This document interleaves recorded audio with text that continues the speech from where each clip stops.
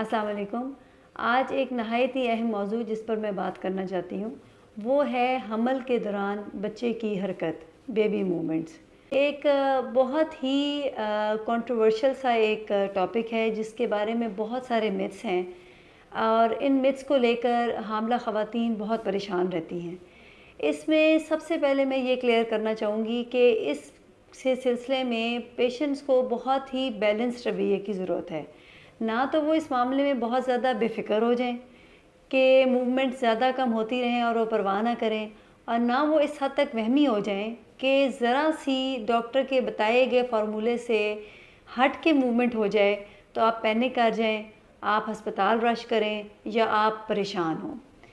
लिहाजा मैं चाहूँगी कि आज के सेशन के थ्रू मैं आपको इस तरह से इन्फॉर्मेशन दे दूँ कि इस सिलसिले में आप लोगों को परेशानी का सामना ना करना पड़े। इसका सिंपल फार्मूला ये है कि पहले 6 महीने में बेबी मूवमेंट्स पे बहुत ज़्यादा विजिलेंट नज़र रखने की ज़रूरत नहीं है। 5 महीने से पहले तो बच्चे की हरकत अक्सर महसूस होती ही नहीं है। अगर हो जाती है चौथे महीने के बाद 5वें महीने के करीब तो दैट इज़ वेरी गुड, लेकिन अगर नहीं होती तो उसमें कोई प्रॉब्लम की बात नहीं है। 5वें महीने से लेकर 6ठे महीने के एंड तक अगर आपको बच्चे की हरकत महसूस हो जाए दैट इज़ गुड इनफ। कितनी दफ़ा वो इम्पॉर्टेंट नहीं है।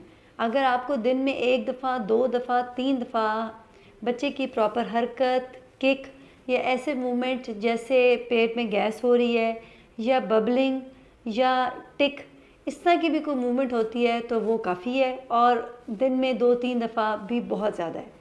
कभी कभी 24 घंटे भी गुजर सकते हैं 6 महीने में जिसमें आप बच्चे की हरकत महसूस ना करें तो परेशान ना हो।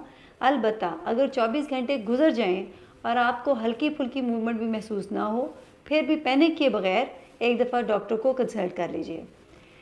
6 महीने के बाद 7वें महीने के शुरू से लेकर 9वें महीने के एंड तक हमें बच्चे की मूवमेंट के बारे में विजिलेंट रहना चाहिए, और उसमें फार्मूला ये है कि एक घंटे में आपको 3 से 4 दफ़ा मूवमेंट हो जानी चाहिए। ज़्यादा हो तो नो प्रॉब्लम, 4 दफ़ा से कम हो तो अगले घंटे पे आप थोड़ा सा फोकस कर लें। अगर उसमें 4-5 दफ़ा हो जाए तो आप बेफिक्र हो जाइए।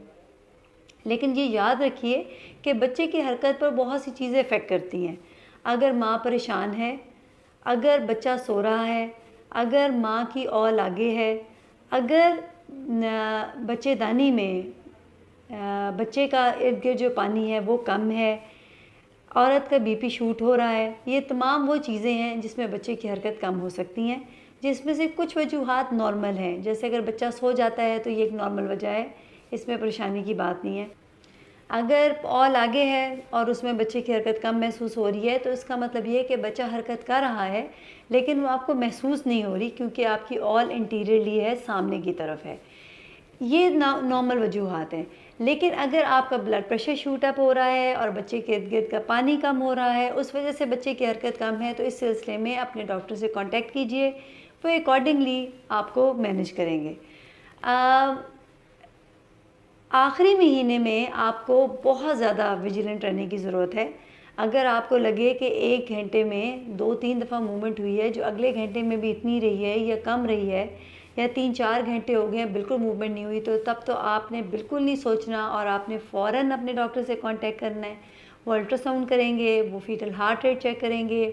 एक टेस्ट होता है उसको कहते हैं CTG, जैसे बच्चे की दिल की, जैसे एडल्ट्स में, बड़ों में दिल का कोई मसला हो तो हम उसकी ECG निकालते हैं, इस तरह ये बच्चे की CTG यानी बच्चे की दिल की धड़कन की परफॉर्मेंस निकालते हैं। पूरी एक लंबी सी एक कागज़ की पट्टी होती है जिसमें एटलीस्ट 10 मिनट्स के लिए बच्चे की फीटल हार्ट रेट देखी जाती है और तसल्ली की जाती है। अगर डॉक्टर के एग्जामिनेशन पर, अल्ट्रासाउंड पर, सोनिकेट पर फीटल हार्ट रेट देखने पर और अगर CTG पर सब ठीक है तो फिर आप बेफिक्र होकर घर चले जाइए। मुझे उम्मीद है कि मेरे सेशन से आपको हेल्प मिली होगी।